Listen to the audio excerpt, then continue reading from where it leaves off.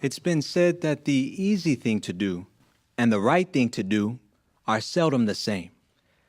We see an example of this in this week's Bible reading.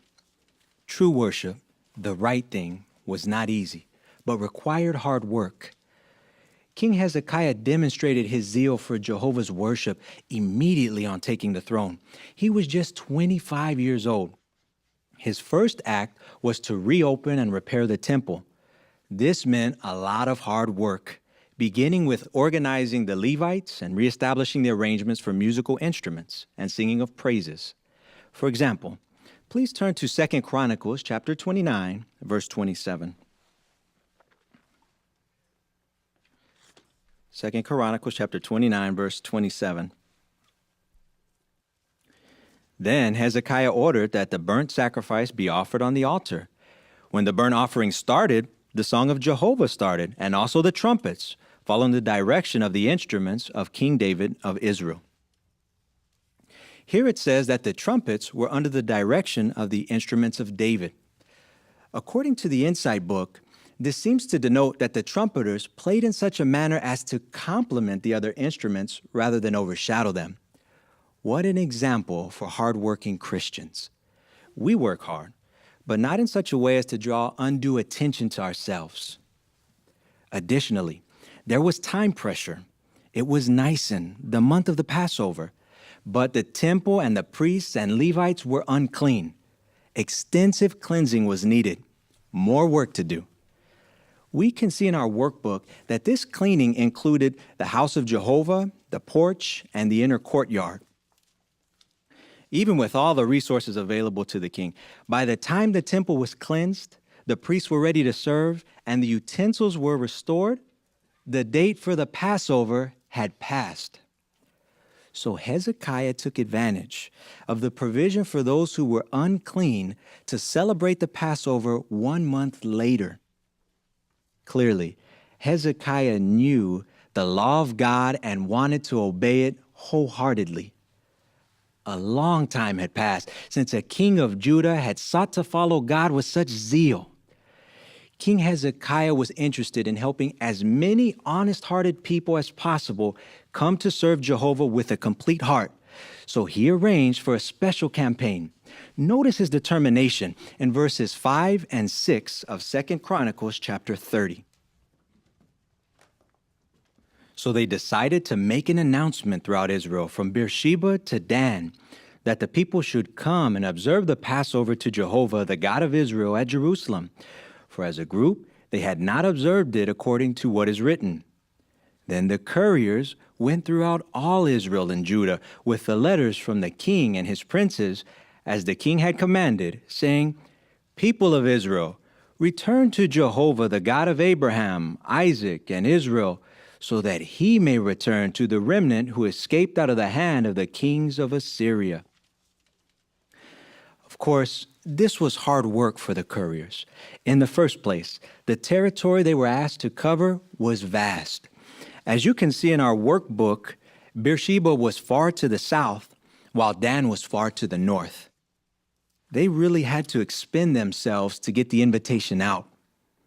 Also, especially in the northern kingdom of Israel, the runners were mocked by many of those who had fallen away from pure worship. So they needed to display great faith to endure in their assignment to invite as many as possible.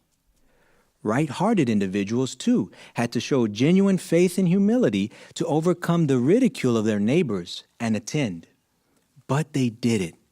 Even many non-Israelite worshipers attended. What was the result of all that hard work? The Passover was so successful that the celebration was extended another week. Those in attendance were determined to pursue true worship from that point forward. They swept through the land, destroying any sign of pagan worship before they returned to their homes. This was very pleasing to Jehovah. Because Hezekiah was wholehearted in all he did for Jehovah, he proved successful. At 2 Chronicles chapter 32, verse 1, the account mentions that after these acts of faithfulness, Sennacherib, the king of Assyria, came to wage war against Hezekiah.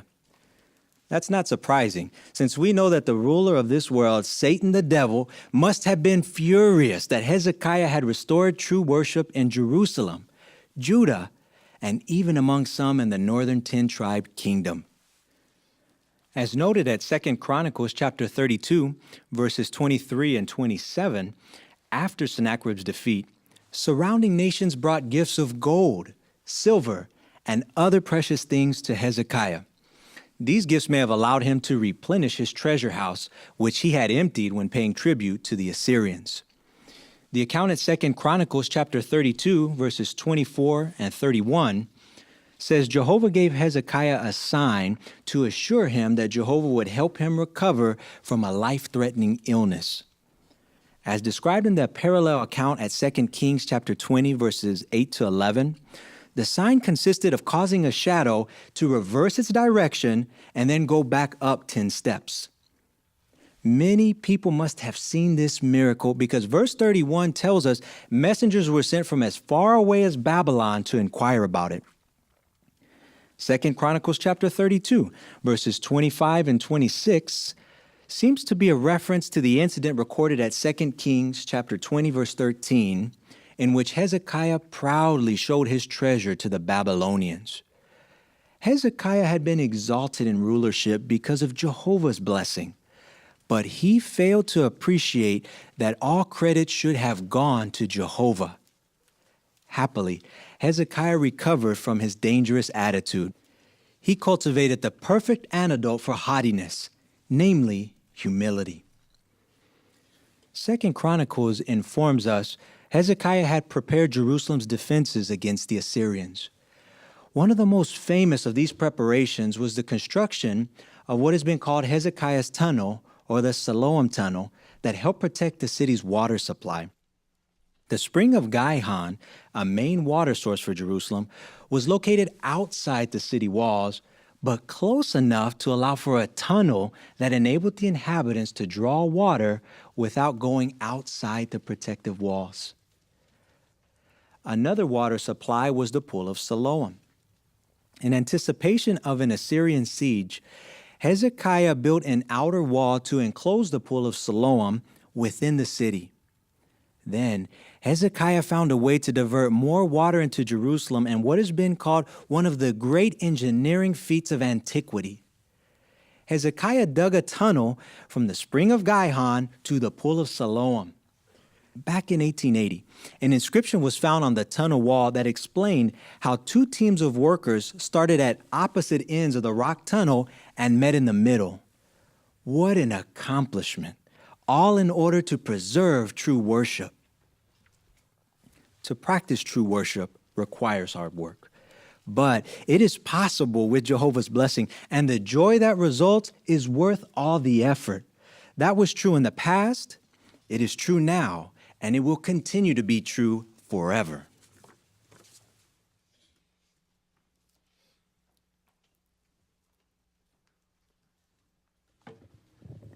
Thank you very much, Brother Phillips. Very instructive. Very practical, too. And didn't we appreciate the use of the full-color illustrations in our workbook? How they enrich our understanding of these Bible accounts. Now it's your turn to share the results of your research in the next part of our program, Digging for Spiritual Gems. This feature will help us identify practical points from the assigned chapters of the weekly Bible reading. We'll also discuss what these chapters teach us about Jehovah and how they help us in the ministry. Let's begin with a consideration of 2 Chronicles chapter 29, verse 11. We'll need a reader for this verse. Sister McMahon. My sons, now is not the time to be negligent, for Jehovah has chosen you to stand before him, to serve as his ministers, and to make his sacrifices smoke. Thank you, Sister McMahon. Let's now look at the question in our workbook. How did Hezekiah set a good example regarding priorities? Sister Becky Allen. The context of this verse shows that the kingdom of Judah was in a bad state spiritually and materially. Hezekiah inherited this situation from his father Ahaz. Hezekiah was trying to reestablish pure worship by motivating the Levites to fulfill their sacred duties. Yes. And how did this relate to Hezekiah's priorities? Brother Thomas. Well, as noted by Sister Allen, the kingdom was in a shambles spiritually and materially. But rather than focus on trying to rebuild or to take back the territory lost by his father, Hezekiah recognized the reason for his father's failures. Ahaz neglected pure worship. So Hezekiah went about restoring worship of Jehovah, confident that the people's material needs would be cared for as well. Thank you, Brother Thomas. Sister Austin, your comment, please. This reminds me of Jesus' words at Matthew 6:33. Keep on seeking first the kingdom, and all these other things will be added to you. So if we make spiritual things the priority in our lives, then Jehovah takes care of the rest. Very true. In fact, 2 Chronicles chapters 32, verses 27 through 29, highlights how Jehovah provided for Hezekiah materially. Let's turn to that 32nd chapter, and let's now read verses 7 and 8. We need a reader for these verses. Brother Peter Allen, please. Be courageous and strong. Do not be afraid or be terrified because of the king of Assyria and all the multitude with him. For there are more with us than there are with him. With him is an arm of flesh, but with us is Jehovah our God to help us and to fight our battles. And the people were strengthened by the words of King Hezekiah of Judah. Very good, Peter. You captured Hezekiah's emotions well. Now, in harmony with these verses, this is what the question is from our workbook. What is the most practical step we can take to prepare for future difficulties? Ashley, let's have your comment.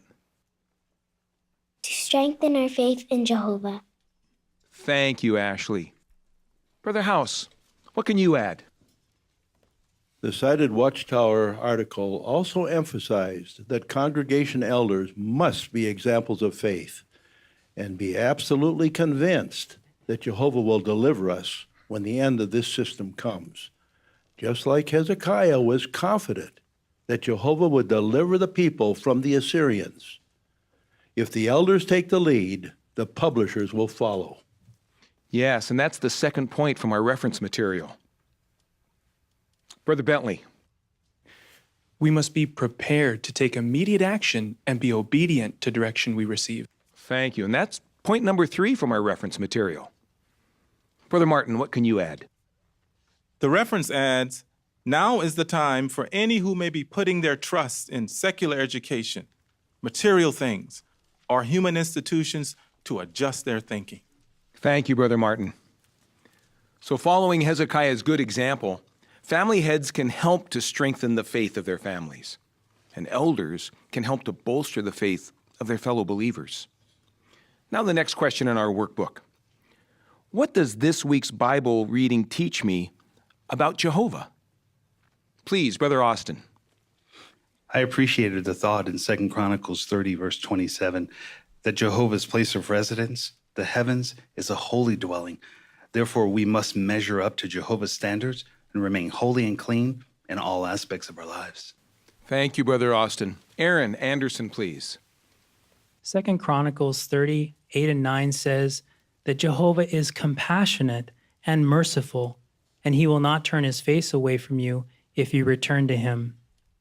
It's comforting to know that Jehovah will accept sinners who repent and change their course. Certainly, and that is comforting. Sister Hernandez. I found it interesting that Jehovah listened to Hezekiah's prayer recorded in 2 Chronicles 30, 18 and 19. Verse 20 says that Jehovah listened to Hezekiah and pardoned the people. So this proves, in harmony with James 5:16, that a righteous man's supplication has a powerful effect. What a blessing that Jehovah really listens to our prayers offered in behalf of fellow believers. Excellent comment, Sister Hernandez. In fact, everybody, your comments have been great so far. The final question in Digging for Spiritual Gems has to do with points for use in our field ministry. As we go from house to house and study the Bible with people, we want them to understand how Bible principles can affect their lives. So here's the final question.